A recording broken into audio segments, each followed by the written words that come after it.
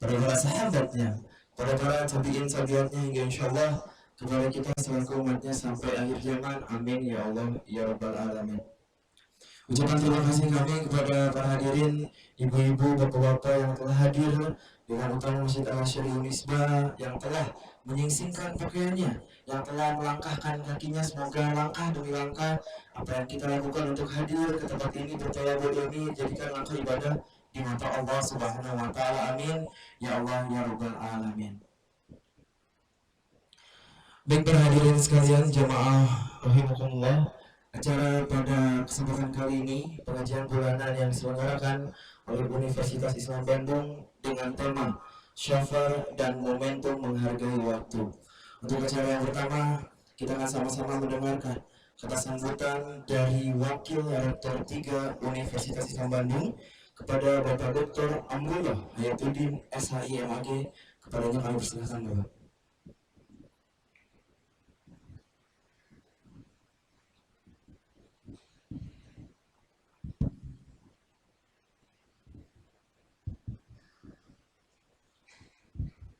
Bismillah, Assalamualaikum warahmatullahi wabarakatuh.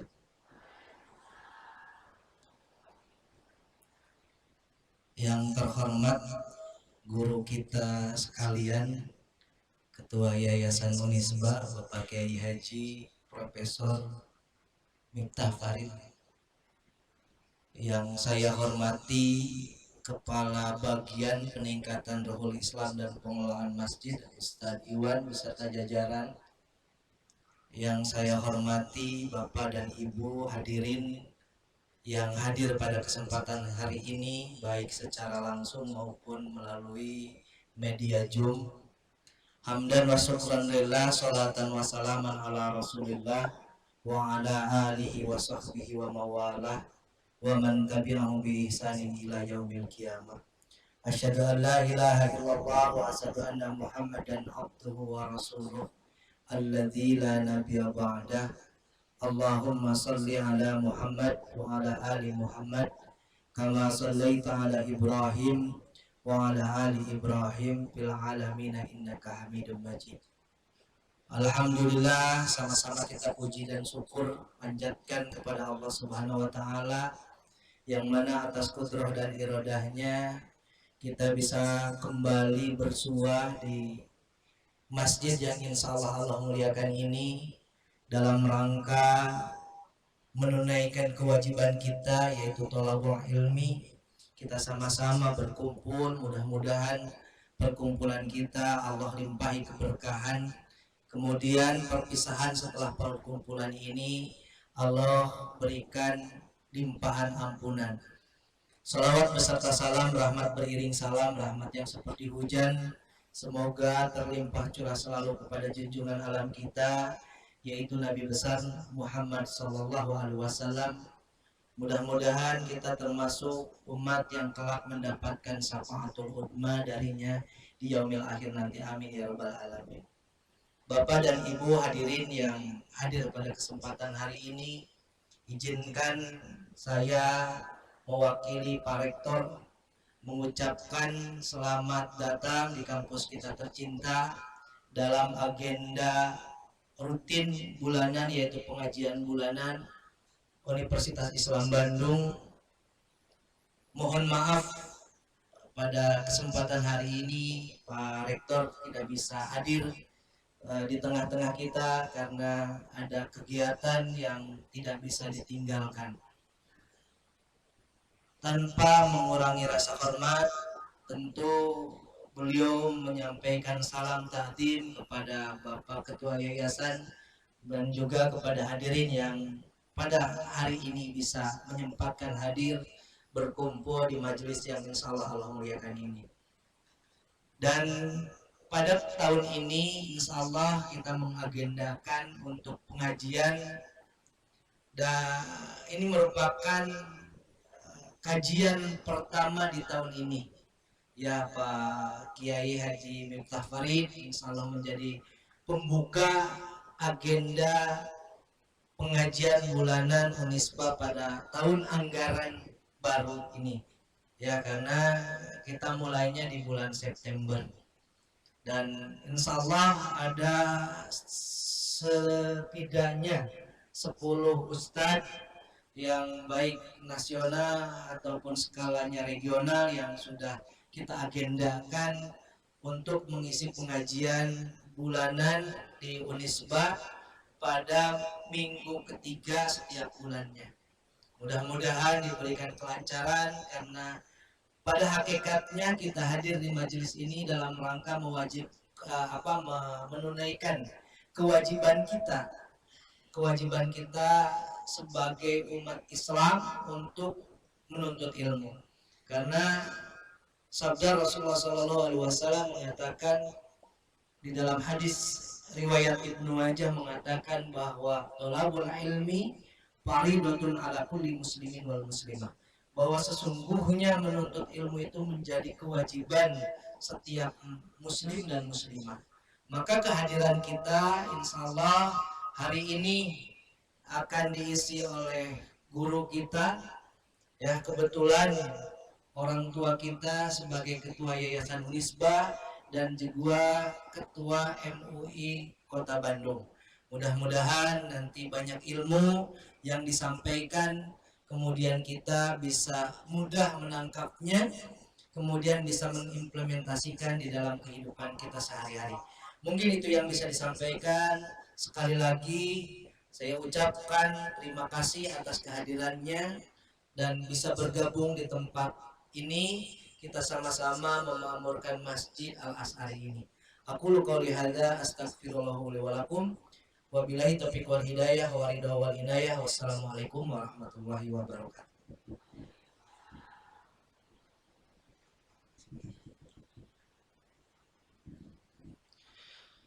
Baik, ucapkan terima kasih kepada Bapak Direktur 3, Bapak Dr. Amrul Hayatuddin SIMAG yang telah membuka acara sekaligus memberikan kata sambutannya. Baik, para hadirin sekalian, acara utama pada kesempatan kali ini yaitu Dakwatul Islamiyah yang akan disampaikan oleh guru kita semua, Bapak Profesor Dr. Kiai Haji Miftah Farid, dengan tema Syafar dan Momentum Menghargai Waktu. Raditu billahi rabba wa bil islami dina Bil Qur'ani imama Rabbi Muhammadin sallallahu alaihi wasallam nabiyya wa rasulah. Rabbi zidni ilman warzuqni fahman wa amalan mutaqabbalan. Pada para hadirin jemaah sekalian, kami persilakan untuk menyiapkan mungkin alat tulis ataupun segala medianya untuk sama-sama menyimak ataupun mencatat apa-apa yang akan disampaikan oleh guru kita semua pada kesempatan kali ini. Baik, kepada Bapak Profesor Dr. Kiai Haji Miftah Farid selaku Ketua Badan Yayasan Universitas Islam Bandung, juga Ketua Majelis Ulama Indonesia Kota Bandung, kami persilakan Bapak.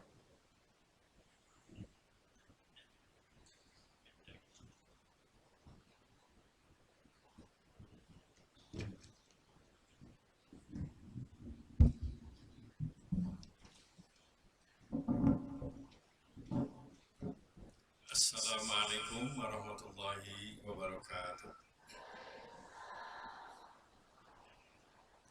Alhamdulillahirabbil alamin wa bihi nasta'inu ala umuri dunya waddin. Wassalatu wassalamu ala asyrafil anbiya wal mursalin wa ala alihi wa sahbihi ajmain. Yang kami hormati Wakil Rektor 3 Universitas Islam Bandung, para asatidz yang mengelola, yang menekuni, mengurus Masjid Al-As'ari dan kegiatannya yang kami hormati, kami cintai, dan ibu-ibu, bapak-bapak yang hadir dan yang mengikuti melalui online yang kami hormati. Kita bersyukur kehadirat Allah Subhanahu wa Ta'ala pagi ini masih diberi kesempatan untuk melaksanakan salah satu ibadah kita, yaitu menyegarkan iman, meningkatkan ilmu pengetahuan, dan sekaligus juga melaksanakan silaturahim di antara kita. Cukup lama kita agak sedikit terganggu silaturahim kita dan kegiatan kita di masjid, yaitu selama sekitar 2 tahun pandemi. Nah, sekarang ini mudah-mudahan selanjutnya kita dalam suasana yang memungkinkan untuk terus bisa bersilaturahmi seperti sekarang ini. Tadi disampaikan saya membuka katanya. Saya sering merenung. Rupanya nama itu sering-sering juga menjadi ada pengaruhnya. Ayah saya memberi nama saya itu Miftah. artinya kunci Bu.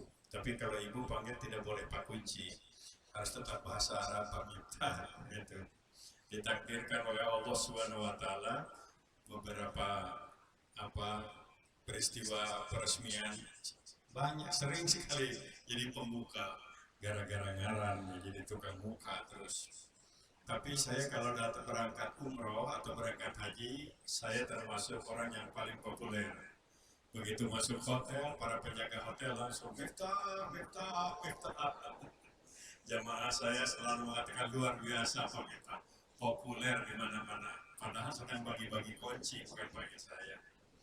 Jadi karena Miftah itu kunci, jadi pegawai hotel Miftah, Miftah, Miftah, bukan Pak Miftah. Baik, tadi sudah disampaikan kita akan mencoba untuk menyegarkan pikiran kita, ingatan kita, hal-hal yang berkaitan dengan waktu, dan pas sekarang ini bulan Safar. Saya mencoba baca-baca beberapa keterangan tentang peristiwa bulan Safar. Ada komentar dari beberapa para ahlu jarh wa ta'dil, para kritikus, para pengkritik hadis, rupanya macam-macam hadisnya itu. Gak apa-apa, karena ini tidak menjadi sumber keimanan, tidak menjadi pokok keimanan pada percancan maka pada tidak gitu. Itu soal sejarah saja, soal sejarah, tidak ada kaitan dengan ibadah, berkaitan dengan sejarah itu. Tapi yang harus kita ingat adalah waktu-waktu yang justru sekarang berkaitan dengan ibadah kita.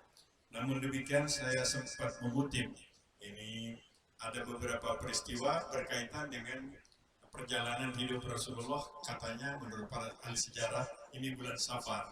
Pertama, beliau hijrah dari kota Makkah ke kota Madinah 622, itu akhir Sya'ban sampai awal Rabiul Awal. Saya kira ini walaupun tidak menjadi wajib diimani, tapi rasa-rasanya benar sejarah. Kalau dari zaman Nabi ke sini, catatan sejarah relatif lebih akurat dibandingkan dengan cerita tentang di zaman Nabi Nuh, di zaman Nabi ini agak sulit kita mengontrolnya, memeriksanya kemana gitu, konsultasinya. Ya, itu yang pertama. Yang kedua, Rasulullah SAW katanya nikah dengan Siti Khadijah itu bulan Safar. Ya, kepada bapak yang nikahnya dulu tidak bulan Safar, tidak ulas diulang kembali dan tidak ulas ditambah lagi. Ya sudah aja, nggak usah. Cuma Rasulullah dengan Siti Khadijah kok bulan Safar. Ali bin Abi Thalib katanya nikah dengan Siti Fatimah juga pada bulan Safar. Ya. Apakah ini afdol atau tidak? Itu nikah itu soal soal kemaslahatan waktu, kemaslahatan segala hal. Jadi tidak ada itu. Paling tidak ini mengingatkan kita kesalahan di masyarakat kita yang sering dianggap Safar itu sebagai bulan sial gitu. Bulan sial, ternyata Nabi nikah bulan Safar itu nggak sial. Jadi istri yang pasti masuk surga akan diumumkan Siti Khadijah. Siti Khadijah itu satu wanita yang diumumkan oleh Rasulullah pasti masuk surga. Jamaah ibu-ibu di sini nggak ada yang dipastikan oleh Rasul karena Rasulnya sudah meninggal dunia. Tapi insya Allah masuk surga kalau menjadi orang solehah. Nah, ini adalah jadi pemahaman di kita Safar itu bulan Safar, bulan sial, bulan itu tidak berlaku bagi kita. Bukan soal bulan, itu soal yang lain, soal perilaku kita. Menurut tulisan ini, Ali bin Abi Thalib itu nikah dengan Sayyidah Fatimah juga bulan Safar. Sekali lagi membuktikan bulan Safar adalah bukan bulan sial. Ada peperangan terjadi itu juga pada bulan Safar, perang Abwa, perang Al-Ami, Zil Ami, kemudian Ar-Rajah, itu adalah perang-perang kecil gitu. Kalau perang besarnya kan Badar, Uhud, Khandaq begitu. Ketika umat Islam diserang oleh lawan. Dan seterusnya ini adalah yang saya temukan catatan yang bisa kita baca di media sosial. Perang Khaybar, penaklukan Romawi oleh Usamah bin Zaid juga pada bulan Safar, penaklukan Persia, sebagian Persia juga oleh di zaman Khalifah Umar oleh Sa'ad bin Abi Waqqas juga pada bulan Safar. Jadi ini catatan tentang kesuksesan yang sialnya tidak ditulis.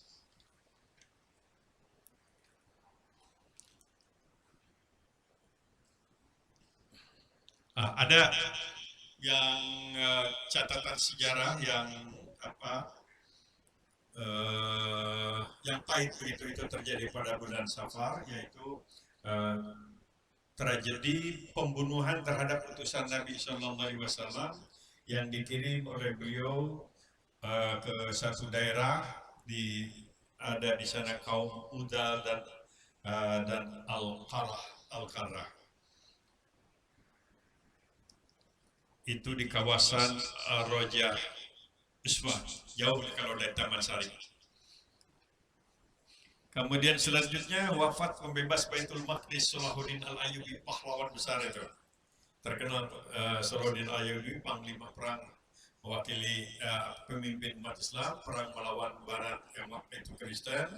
Tapi beliau mau menunjukkan sosok pribadi pemimpin yang dikagumi oleh orang Barat, karena ketika panglima musuhnya itu sakit, beliau berpura-pura menjadi prajurit musuh untuk menengok dan mendoakan yang sakit, padahal itu adalah lawan perangnya. Ini dikagumi oleh dunia Barat sebagai sosok pribadi pemimpin yang tidak mengenal dendam. Saya berperang karena untuk menghilangkan kemungkaran, tapi tidak dendam pribadi. Dia sakit, dia manusia, saya kunjungi dan saya doakan. Nah, ini luar biasa. Hesek dengan itu. Ternyata jatuhnya kota Baghdad ke tangan pasukan Mongol itu terjadi pada bulan Safar juga. Jadi ini yang sialnya ini. Nah, kenapa pada waktu itu ada seperti biasa, yaitu ada pengkhianatan yang dilakukan oleh orang Islam tentu saja, yang sentimen kepada penguasa pada waktu itu. Kemudian kunci-kunci pertahanan diberitahukan kepada musuh. Maka pada waktu itulah ribuan umat Islam hancur, kekayaan peradaban yaitu perpustakaan yang dihimpun berpuluh beratus tahun juga dihancurkan oleh tentara Mongol. Mudah-mudahan jangan ada lagi turunan Mongol ke Indonesia. Baik, ini sekitar sesuai dengan judul tentang Safar, ulah Safar. Yang berikutnya adalah soal waktu. Salah satu harus kita akui, salah satu kelemahan kita umat Islam dan bangsa Indonesia secara keseluruhan dibandingkan negara-negara yang sudah maju yang saya ketahui, yaitu menyangkut soal disiplin waktu dan menghargai waktu. Saya dapat kesempatan beberapa belas kali ke Jepang, beberapa kali ke Hong Kong, ke China, kemudian ke Kanada dan Amerika. Kesan saya dari keseluruhan itu, ini salah satu di antara sekian kelemahannya, hesek disiplin waktu. Jadi kalau Quran menyatakan demi waktu semua manusia rugi, di kita itu sering-sering yang rugi itu yang tepat waktu, kudu ngadeguan batur. Jadi lupa neri untung. Nah, mudah-mudahan ini juga menjadi perhatian kita. Jadi saya sering mengutip sebuah tulisan kesan pengalaman seorang bekas rektor Al-Azhar, Ustaz Al-Azhar, yang datang ke negeri-negeri Muslim, jangan juga datang ke negeri-negeri non-Muslim. Pertama datang ke Jepang, kemudian datang ke Korea Selatan, ada beberapa negara lain, kemudian ke Kanada, beberapa kota di Amerika, kemudian ke Pakistan, lantas ke negeri-negeri Muslim. Terakhir yang diceritakan ke Indonesia. Kesimpulannya begini, saya datang ke negeri-negeri non-Muslim, hidupnya Islami, tapi saya datang ke negeri-negeri Muslim, hidupnya tidak Islami. Beliau jelaskan, bukan soal makan dan soal ibadah, tapi antara lain yang beliau tonjolkan soal disiplin waktu dan kebersihan. Pengalaman saya, apa yang disampaikan oleh beliau itu benar. Sering-sering kita kalau pulang dari sebuah negara yang disiplin, yang datang ke Indonesia karena kaget, nah jadi ribut. Jadi di Jepang kalau ada yang tidak antri dianggapnya orang gila. Kalau membunyikan klakson bukan di daerah yang dilarang masuk, dianggapnya orang gila. Kalau di sini kalau melanggar lalu lintas dianggapnya pemberani. Wanian sih sama. Kalau beliau bisa lupa gitu. Ya kecuali jamaah Al-Azhar itu. Kemudian uh, apa yang beliau ceritakan tentang waktu, tentang disiplin, tentang kebersihan, dan hal-hal yang menurut hemat saya memang faktanya demikian. Yang menarik adalah ketika datang ke Pakistan, dia kecewa dengan perlakuan supir yang merokok dan lain-lain, padahal dia beliau tidak merokok. Kemudian datang lagi terakhir ke Indonesia, ini lebih fatal lagi, karena laptopnya dicuri orang-orang Islam Indonesia. Beliau tulis itu, ngerakeun pisan. Tapi itulah, kita tidak boleh marah, tidak boleh kel, tapi bagaimana introspeksi. Jangan-jangan salah satu kelemahan yang ada pada diri kita ini adalah kita kurang menghargai waktu. Padahal Allah Subhanahu wa Ta'ala, Al-Quranul Karim luar biasa kalau kita baca, memberikan perhatian tentang waktu. Sampai sumpah saja Allah untuk membuat statement yang penting, sumpahnya diawali antara dengan waktu, selain dengan benda-benda langit, ya ada demi langit, demi bumi. Tapi banyak yang demi waktu. Ini ada wal-laili, demi malam. Beberapa kali itu ada wan-nahari, demi siang. Wal-duha, demi waktu duha. Wal-fajri, demi waktu fajar. Wal-dhuhri, itu ayat.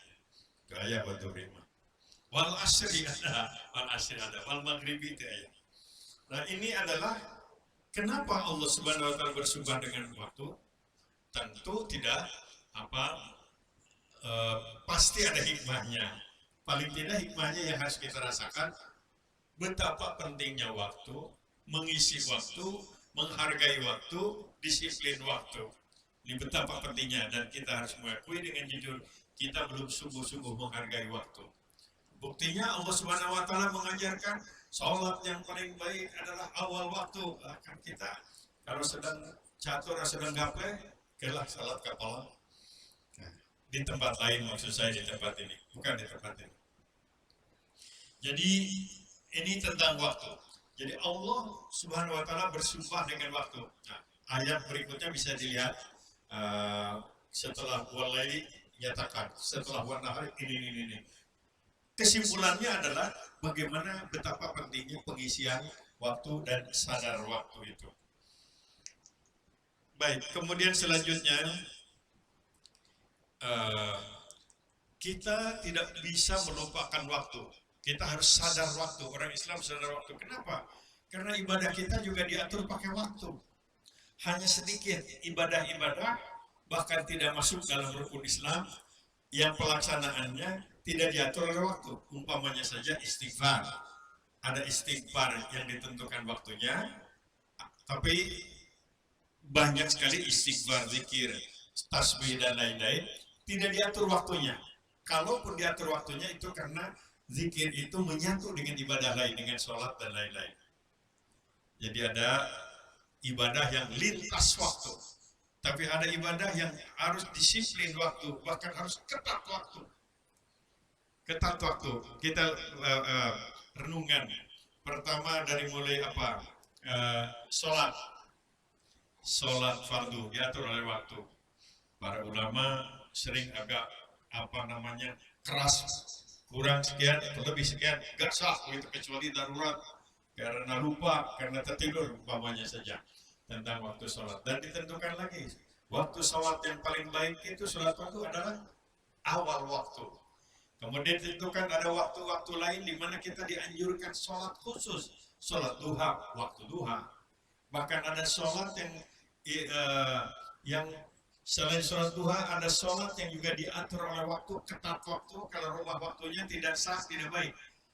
Syuruk, kalau kita berada di masjid, berzikir, wirid, kemudian mungkin baca Quran atau mengadakan pengajian 1,5 jam lebih, kita dalam punya wudhu, dianjurkan sholat 2 rakaat. Terlalu awal salat pada subuh, nggak boleh sholat. Ini luar biasa kita diatur oleh waktu. Geser sedikit, waktu duha.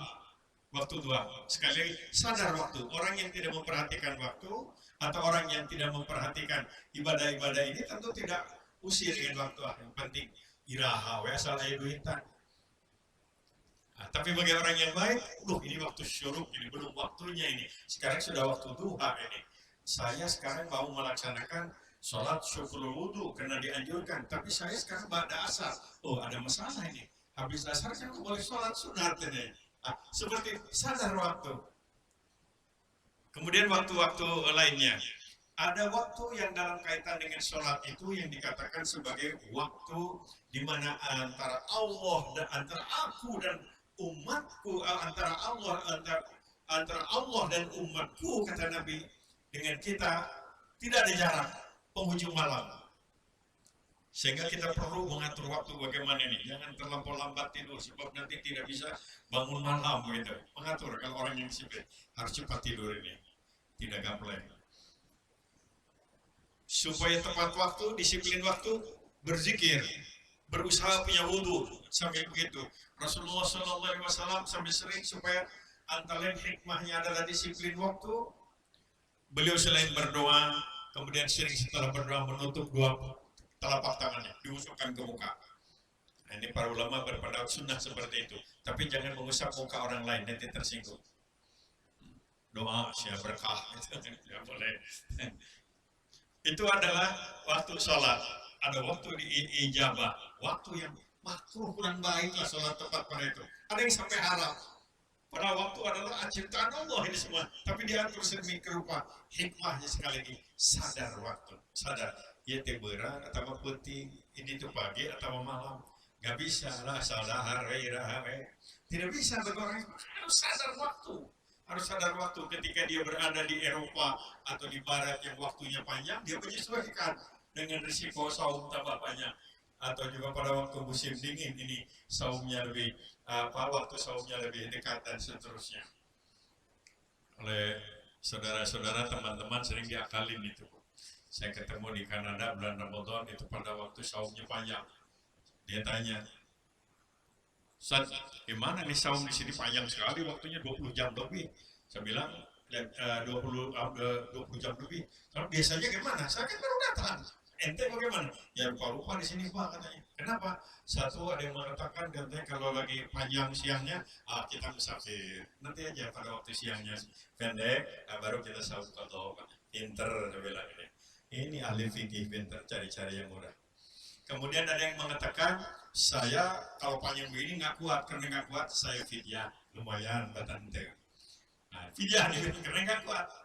Ada yang ketiga, ini yang salah, merekayasa aturan, tapi tidak ada sumbernya, yaitu saya ini orang Limangan, punten orang Limangan. Saya ini dari Limangan katanya. Jadi karena saya orang Limangan, saya berada di Kanada, saum dengan waktu Limangan katanya. Saya bilang boleh, tapi waktu buka ente lupa telah kan itu kami Limangan. Sahur di Limangan, saum di Kanada, sampai bolak-baliknya. Nah ini adalah sekali lagi menyesuaikan waktu. Kita berada di daerah tertentu, daerah kutub umpamanya, menyesuaikan waktu. Apa mana sekali lagi sadar waktu, disiplin waktu. Itu adalah ibadah sholat. Ada yang sunat, ada yang dilarang bahkan waktu karena waktu itu. Saum, ibu-ibu tahu. Saum ada yang wajib teratur oleh waktu Ramadan. Ada yang sunat diatur oleh waktu 6 hari bulan Syawal. Diatur oleh waktu mingguan Senin Kamis atau 13, 14, 15. Semuanya diatur oleh waktu. Haram tadi saum. 1 Syawal haram, saum 10 Zulhijjah. Kemudian ada sunat saum tapi cuma tanggal 9 saja Arafah atau 9, 10 Tasu'a dan Asyura bulan. Sadar waktu. Nah ini soal-soal ibadah. Ibadah haji jelas sangat ketat dengan waktu. Tanggal 8 itu yang mesti mulai niat itu kalau bagian tamattu ya. Labbaik Allahu hajjan ke Mina. Itu waktunya waktu ke Mina untuk mabit. Nanti tanggal 9 pagi Arafah. Itu kalau tanggal 9 kayak isu kan ke Arafah bekosong lain haji ulin. Harus tanggal 9 harus di sana. Lu gering yang sakit aja harus ada di sana. Bawa oleh ambulan itu. Kenapa ya? Hak waktu lagi menghargai waktu. Dan udah maghrib harus segera tinggalkan Arafah. Walaupun pas sedang mobil nggak bisa jalan kaki, lepas dulu dari Arafah. Kalau tidak ini melanggar karena kita sudah waktu mabit di Masjidil Haram tanggal 10 atau 9 malam 10 ke bahasa kita tanggal 10. Dan kemudian Jumratul Aqobahnya harus tidak bisa angkewe lagi sarana kosong. Jumrah Aqobah betul ke hari ini. Nah itu di Bandung bisa milik itu. Tapi kalau Jumrah tetap Ini luar biasa disiplin waktu. Jadi segala macam ibadah. Nah, zakat saya sering sampaikan. Ada kekeliruan massal yang sampai tidak sah barangkali tidak ya. Tapi kurang pas, yaitu zakat haul. Haul 1 tahun 1 kali itu harus disiplin waktu. 1 tahun berdasarkan penanggalan Hijriah. Jadi kalau ibu mulai investasinya tanggal 20 Januari, kalau mau pakai Januari harus tanggal 10, kurang 10 hari atau 9 hari, baru tepat waktu.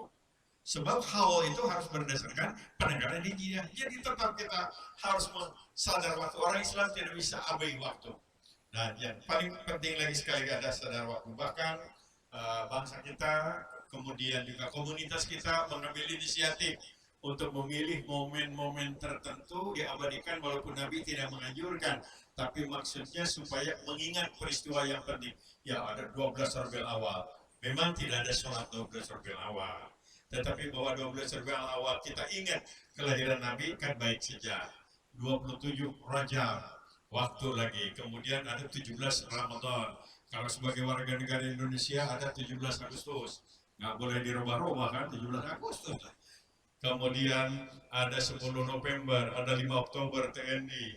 Kemudian hari yang lain, cuma yang 30 September jadi hilang kalau itu bayangnya itu. Lalu 30 September kita setengah tiap. Sekarang tidak ada anjuran dan tidak ada acara seperti itu.